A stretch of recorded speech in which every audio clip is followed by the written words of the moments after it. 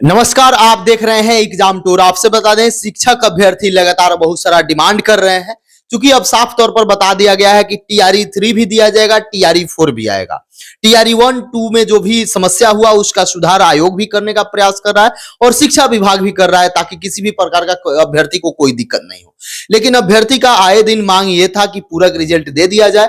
दूसरा डिमांड ये हो रहा है कि क्या एज में छूट मिलेगा। तीसरा डिमांड ये होने लगा है कि कैसे, जिस तरीका से नए विद्यार्थी हैं या नियपेयरिंग वाले, उनको मौका मिलेगा कि नहीं। स्टेट वाले बहुत सारा समस्या है, इन सारे चीज पर भी चर्चा करेंगे।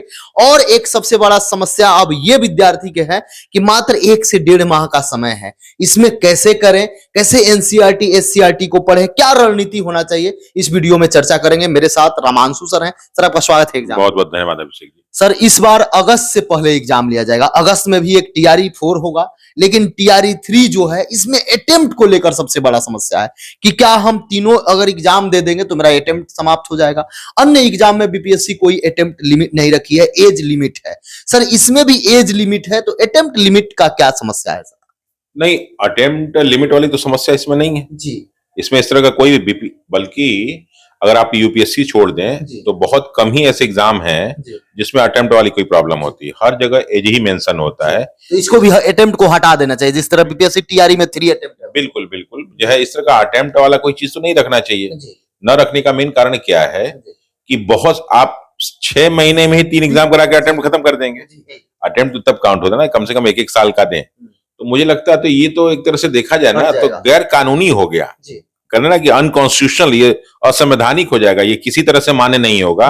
और अगर बच्चे कोर्ट में चले जाएंगे तो ये तुरंत हट जाएगा। ये गलत चीज है, इसको न ले दिमाग। बिल्कुल बिल्कुल, इस चीज को दिमाग में बिल्कुल नहीं ले, गलत चीज है, कोई सही चीज नहीं है। अब समय बहुत कम है, विद्यार्थी ये डर रहे थे कि कहीं हम इस अटेम्प्ट को लेते हैं, रिजल्ट नहीं बन पाता है तो चौथा अटेम्प्ट हमको मिलेगा कि नहीं मिलेगा। बहुत सारे विद्यार्थी भयभीत है। सर, तैयारी कैसे करें? यदि तैयारी की चर्चा करें, उसके बाद डोमिसाइल पर भी चर्चा करेंगे, एज रिलैक्सेशन का भी, स्टेट पर, सब पर करेंगे, लेकिन पहले तैयारी कैसे करें? एनसीईआरटी एससीईआरटी कैसे पढ़ें ताकि रिजल्ट हो जाए? बहुत सारे ऐसे बच्चे हैं डर रहे हैं कि बाहर के बच्चे को ज्यादा सिलेक्शन कैसे हो जाता है। क्या वो करते होंगे? वो भी पढ़ते होंगे, कुछ ना कुछ अलग करते होंगे। सर, क्या क्या हो सकता है? देखिए, मेन चीज क्या है ना कि जो अदर स्टेट के बच्चे हैं, जैसे यहाँ के बच्चे मांग करते हैं डोमिसाइल की।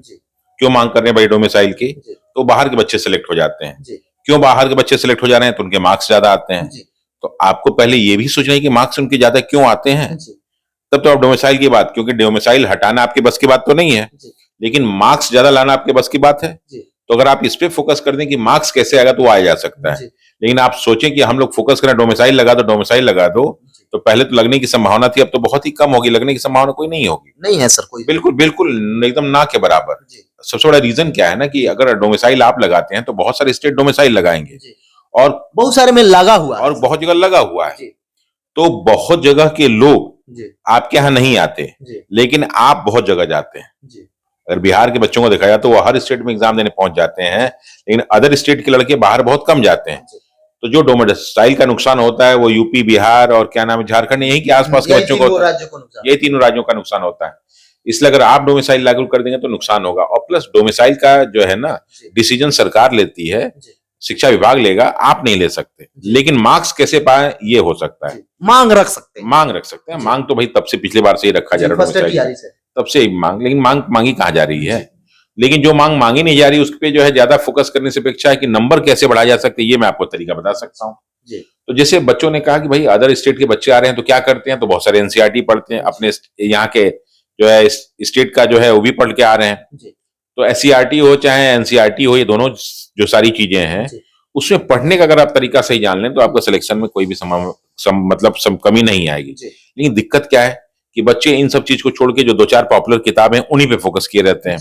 वो 1-2 जो किताबें हैं उनको पढ़ेंगे, उन्हीं को रटेंगे, रटने के बाद जो है 1-2 क्वेश्चन पेपर हैं उसको सॉल्व करते रहेंगे। तो अगर आप ये करेंगे तो सिलेक्शन चांसेस आपके इस एग्जाम में नहीं है, भले और एग्जाम में हो जाए। तो इस एग्जाम के लिए बेहतर ये है, क्योंकि बीपीएससी एग्जाम में ले रही है, कि आप एनसीईआरटी एकदम टॉपिक वाइज पढ़ते, मतलब क्लास वाइज पढ़ते जाइए। और उसमें इस बात का ख्याल रखिए कि अगर आपको एनसीईआरटी पढ़ना भी है ना, तो जो आप एग्जाम देने जा रहे हैं उससे 2-3 क्लास ऊपर तक की एनसीईआरटी पढ़ जाए। मतलब 1 to 5 वाला है तो 6 to 8 तक पढ़ गया, 6 to 8 तक पढ़ गया। अगर 1 to 5 है तो 6 to 8, अगर 6 to 8 में तो 9-10 ही पढ़ के जाएं, और 9-10 है तो 11-12 पढ़ के जाएं, और अगर आपका 11-12 है तो सब पढ़ के जाएं। तो अब ऐसे कंडीशन में पढ़ तो लिया, लेकिन लड़के सोचते हैं कि जैसे वो ऑनलाइनर याद कर लेते हैं, क्या एनसीईआरटी याद कर लें? तो बेटा याद करना समस्या का समाधान नहीं है। हाँ, एक काम हो सकता है, जैसे मान लीजिए कि लड़के यहाँ देखते हैं ग्रुपिंग भी करते हैं, तो ग्रुप के लिए तो बहुत आसान काम है कि आपने एक 10 आधे घंटे में कोई चैप्टर पढ़ डाले। पढ़ने के बाद सबको काम दे दीजिए कि सब एक-एक क्वेश्चन, 2-2 क्वेश्चन, 4-4 क्वेश्चन बनाएं, और फिर उस क्वेश्चन को आप बना लिए, उस पर जो है फिर डिस्कशन कीजिए। अब एक काम कर सकते हैं, जैसे आप एनसीईआरटी देखेंगे तो उसमें 5, 6, 7 चैप्टर से ज्यादा नहीं होते हैं। तो अगर आप चाहें तो एक-एक दिन में आप एक-एक किताब खत्म कर सकते हैं, बल्कि 5 से 6 घंटे में पूरी की पूरी किताब एक सब्जेक्ट की खत्म हो जाएगी, एक क्लास की। तो ऐसे कंडीशन में क्या कर सकते हैं कि उसके क्वेश्चंस बनाइए, खुद ही क्वेश्चन बनाइए और खुद ही सॉल्व कीजिए। तो और उस चीज को याद कीजिए, जो क्वेश्चन बना के आप याद कर रहे हैं ना, इनफैक्ट वो याद कीजिए, तो आपके एग्जाम में मार्क्स आने के चांसेस ज्यादा होंगे, और आप पे ये लोड नहीं पड़ेगा कि हमको पूरी किताब रटनी है। वरना लड़के क्या करने हैं, सोचते हैं कि लाइन बाय लाइन रट जाए, तो कितनी किताब रटेंगे आप? इसलिए बेहतर कि उसे क्वेश्चंस निकालिए, सॉल्व कीजिए, या मार्केट में कहीं भी कोई ऐसा बुक मिल जाए जो एनसीईआरटी बेस्ड क्वेश्चन देता हो। तो मैंने देखा एनसीईआरटी बेस्ड क्वेश्चन वाली किताबें बहुत कम है, और वो है भी तो यूपीएससी बीपीएससी लायक है। इसलिए उन पे ज्यादा फोकस न करके स्वयं क्वेश्चन बनाइए, आपके पास इतना टाइम है। लेकिन आप लोग ये काम नहीं करेंगे, आप क्या करेंगे, रेडीमेड आपको मिल जाए कि भैया खीर मिल गया, रसगुल्ला मिल गया, कब से मुंह में डाल लें। तो इससे काम नहीं चलने वाला। जैसे कई लोग फर्स्ट में बाहर हो गए, कई लोग सेकंड, फिर सेकंड दी उसमें बाहर हो गए, अब थर्ड में आप बाहर न हो, इसकी गलती आप मत कीजिए। तो बेहतर है कि एनसीईआरटी को जो है चैप्टर वाइज पढ़िए, उसके स्वयं क्वेश्चंस बनाइए, उसको सॉल्व करके उसको याद कीजिए।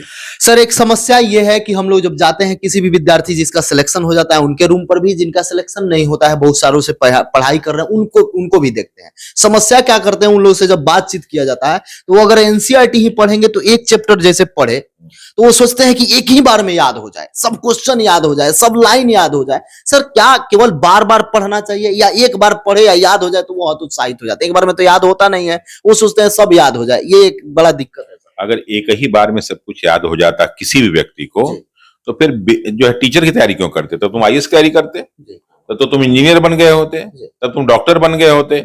तो ये सोचो कि एक बार में कुछ याद हो जाए तो किसी को याद नहीं होता। दुनिया में कोई ऐसा पैदा नहीं हुआ जिसको एक ही बार पढ़ते हुए सब कुछ याद हो जाए।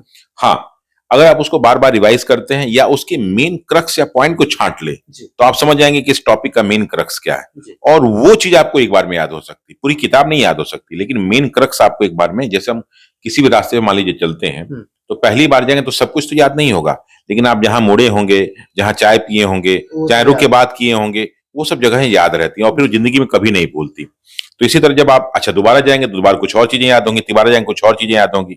तो आपको पूरा रास्ता नहीं याद करना है, आपको उस रास्ते के जो महत्वपूर्ण केंद्र है उसको याद कर लीजिए। तो वो बहुत आसान है कि आप गए उस रास्ते वाली किताब को पढ़ा और मेन पॉइंट को आपने छाट लिया, छाट के लिख लिया, अब इसको याद करिए, तो वो आसानी से याद हो सकता है। सर एक मतलब मार्केट में बुक है जिस तरीका से रुक्मिणी का, केवल एनसीईआरटी, जैसे 6 to 8 से 9, 10, 11, 12 सबका, कोई एक हिस्ट्री हो गया तो टोटल हिस्ट्री, ज्योग्राफी हो गया तो टोटल ज्योग्राफी, पॉलिटी हो, तो बीपीएससी टीआरई के लिए सर जिस तरीका से एक एक बुक पढ़ने में 12-13 बुक हो जाते हैं, अलग अलग तरीके 6-7 बुक हो जाते हैं, तो क्या उसको एक निचोड़ देख सकते हैं चूंकि काम कर सकता है? देखिए मेन क्या है कि कोई किताब का जो है ना कि कौन सी किताब अच्छी है कौन सी बुरी है, ये विद्यार्थी को डिसाइड करना होता है। हम टीचर, हम लोग क्या करते हैं, हम चीजों को पढ़ाते हैं। हाँ, अब जैसे बात की कि हमने एनसीईआरटी बेस्ड बहुत सारी मार्केट में किताबें निकली हुई, तो जो भी किताबें हो वो देख लीजिए कि आप चैप्टर उठाइए और एक कोई किताब लेके आगे देखिए कि क्या आंसर क्वेश्चंस मिल रहे हैं। अगर क्वेश्चंस किसी भी किताब मिल रहे हैं तो उस किताब को ले लीजिए और लेके फिर उसका रिवाइज कीजिए। अगर आपको लगे कि इस चैप्टर की सारी चीजें इसमें शामिल हैं तब तो बेहतर है, अगर लगे कि नहीं है तो मत लीजिए, कोई दिक्कत नहीं। सेट खरीदने में जिस तरीका से आप बता रहे हैं, चूंकि अनुभव बहुत ज्यादा है, शिक्षक अभ्यर्थी को भी आप देख रहे हैं, बहुत सारे टीआरई 1 टीआरई 2 में सिलेक्ट हुए, क्या सावधानी बच्चे को बरतना चाहिए यदि जा रहे हैं मार्केट में सेट कोई खरीदने? क्या क्या देखना चाहिए? क्योंकि बच्चे जाते हैं आंख बंद करके एक लाएंगे, 2 दिन बनाएंगे, उसको फिर रख देंगे, तीसरा दिन जाएंगे नया कोई लेकर आएंगे, रख देंगे, लेकिन जो सिलेक्ट होते हैं वो केवल एक ही बनाते हैं, उनका सिलेक्शन हो जाता है, वो क्या करना चाहिए? देखिए मेन मैंने कहा ना कि जो मेन बेस है एनसीईआरटी की, आप किताबें रखिए, पढ़िए चाहे मत पढ़िए, रखिए, और रखने के बाद 1-2 चैप्टर पढ़ने के बाद मार्केट में जाइए, कोई किताब सेट उठाना है तो एक बार उठा के देख लीजिए कि जो हमने टॉपिक पढ़ा है, या वहीं जाके पढ़ लीजिए, पढ़ के तुरंत चले जाइए किताब की दुकान पे कि देखें जो हम क्वेश्चन टॉपिक में पढ़े कहीं है कि नहीं इसमें। अगर है तो बेनिफिशियल है और नहीं है तो फिर बेकार है आपके लिए। अच्छा, किताब वाले क्या करते हैं ना कि बहुत बार सब एक्स्ट्रा भी डाल देते हैं क्वेश्चंस, तो एक्स्ट्रा क्वेश्चन भी अगर तो बेहतर है, लेकिन क्या है ना कि कुछ ऐसी किताबें हैं जो लड़कों को जाके देखते ही नहीं, वो क्या करते हैं, डायरेक्ट ले लेते हैं। तो कोई भी किताब ऐसे लेना समझदारी नहीं होता। देखिए पढ़े लिखे समझदार लोग जाके किताब का नाम नहीं बोलते हैं, वहां सारी किताबें रखी हैं, उसमें से कोई भी किताब पसंद कीजिए, उसको देखिए, आधे घंटे 2 घंटे 4 घंटे 5 घंटे देखिए। जैसे लोग कपड़ा लेने जाते हैं तो क्या करते हैं, 4-5 आधा घंटा 1 घंटा 2 मिनट देखते हैं, कई एक देखते हैं, फिर पहन के देखते हैं, पहनने के बाद देखते हैं कम उठ के बैठ के देखते हैं कंफर्टेबल है कि नहीं। उसी तरह इसमें भी होना चाहिए। अगर ऐसा होता है तो ठीक है, वरना बेकार। सर एक अभ्यर्थी ये कह रहे थे कि टीआरई 1 में पूरक रिजल्ट दे दिया गया, लेकिन टीआरई 2 में अतुल सर के द्वारा बताया गया था कि काम चल रहा है, लेकिन शिक्षा विभाग भी नोटिस दिया देना है, उसके बाद हट गया कि अब नहीं देना है। उसके बाद बताया गया कि 1 माह हो गया है रिजल्ट दिए हुए, समस्या हो सकता है तो नहीं देंगे। उसके बाद SC/ST कल्याण विभाग का जो है उसमें दे दिया गया कुछ पूरक रिजल्ट। अभ्यर्थी ये भी टेंशन में चल रहा है कि प्रीवियस ईयर हम पढ़ के जाए, क्या बदला जाएगा क्या नहीं बदला जाए, कभी भाषा को ही हटा दिया जाता है, अब क्या होगा, नया नया एक खोज हो जा रहा है जिससे विद्यार्थी बहुत परेशान है। देखिए मैं आपको बताऊं, जैसे BPSC टीआरई का एग्जाम जी, जो भी चारों एग्जाम हुए हैं, ठीक है ना, वो देखिए बच्चों के हित को रख के ध्यान में नहीं हुआ है। बच्चों के हित में नहीं, बिल्कुल, दोनों जो एग्जाम हुए और तीसरा भी होगा चौथा भी होगा, वो बच्चों के हित के लिए है ही नहीं। किसके हित के लिए? हाँ, देखिए कहीं ना कहीं राजनीतिक स्वार्थता है। हर पार्टी उसको जो है राजनीति के रूप में देख रही है, क्योंकि आनन फानन में एग्जाम कंडक्ट कराना, उसके रूल रेगुलेशन को सही नहीं करना, उसमें कुछ गलती हो तो तुरंत रातों रात बदल देना, ये नहीं देखना कि बच्चों पे क्या असर पड़ रहा है, उस पर कोई होमवर्क नहीं करना कि स्टेट वाले कैसे आएंगे, सीटेट वाले कैसे आएंगे, फिर जो है आपके उसमें डिप्लोमा वाले कैसे आएंगे, BTC वाले कैसे आएंगे, ये सब कुछ कोई देख ही नहीं रहा है। अब देखिए आप पहले BPSC टीआरई 1 से ही अनेकों विवाद चले आ रहे हैं, कोर्ट में, इस कोर्ट में, उस कोर्ट में। एक तो दौर ही था जब कोर्ट का ही बच्चे सुना करते थे, आप लोग आते थे सर इस कोर्ट में क्या हुआ, उस कोर्ट में क्या होता, हम लोग तो बच्चों पढ़ाने के दादा कोर्ट का ही पूरा पढ़ते थे जजमेंट। तो इस तरह का लेना बच्चों के हित में नहीं होता, पहली चीज। दूसरी चीज क्या है कि जब आप इस तरह का काम करते हैं कि सप्लीमेंट्री रिजल्ट निकालेंगे, तो पहले में आपने निकाला, दूसरे में करें नहीं निकालेंगे, फिर तीसरे में करेंगे निकालेंगे, फिर चौथे में करेंगे नहीं निकालेंगे, ये कौन सा तरीका होता है भाई? नियम एक बार बन जाए, कठोर नियम हो, सही नियम हो, सही तरीके से हो, उसको बार बार अप्लाई कीजिए। यानी आपके परिवार के लोग हैं तो सप्लीमेंट्री जारी कर दो, और हमारे परिवार के लोग हैं तो सप्लीमेंट्री जारी मत करो। आपके लोग हैं तो सप्लीमेंट्री जारी कर दो, और हमारे परिवार के लोग हैं तो सप्लीमेंट्री जारी मत करो। तो इस तरह का चीज जो है, इससे जो है BPSC को, शिक्षा विभाग को बचना चाहिए। और आप देख रहे होंगे कि उनमें आपस में कई बार कॉन्फ्लिक्ट हो जा रहा है, तो उनके कॉन्फ्लिक्ट से बच्चों के जो है फ्यूचर पे बहुत बुरा असर पड़ रहा है। तो अगर मतलब अधिकारियों की लड़ाई में बच्चे का, अधिकारी आपस में लड़ रहे हैं, बच्चों का नुकसान हो रहा है। जब आपने एक बार घोषणा कर दी कि हम BPSC टीआरई का जो है सप्लीमेंट्री देंगे, तो चाहे 1 हो, चाहे 2 हो, चाहे 3 हो, चाहे 4, सब में दीजिए। या कह दीजिए पहला भी नहीं होगा, दूसरा भी नहीं होगा, तीसरा भी होगा नहीं, चौथा, तो लड़का खुश तो रहेगा कम। तो अपना वेटिंग लिस्ट ना सप्लीमेंट्री कुछ नहीं दे रहे हैं, और फिर एक ही जो है सीट को अगले सीट में भर दे रहे हैं, अगले को अगले में भर देंगे, अगले को अगले में भर देंगे, और हर बार कहेंगे हमने 1.5 लाख को दिया, 2 लाख को दिया। सीट सिलेक्शन हुआ 1 लाख लोगों का, 4 बार दिखा देकर दिया कि 4 लाख लोगों का हुआ। तो इस तरह की चीजें बंद होनी चाहिए। इसके बाद मैं आपसे बता दूं, जो भी व्यूअर एग्जाम टूर पर हैं, यदि कोई सुझाव देना चाहते हैं, किसी भी प्रकार का कोई प्रश्न हो आपका पढ़ाई से रिलेटेड या अन्य किसी प्रकार के, तो भी कमेंट बॉक्स में कमेंट कीजिएगा, फिर नेक्स्ट इंटरव्यू में शामिल कर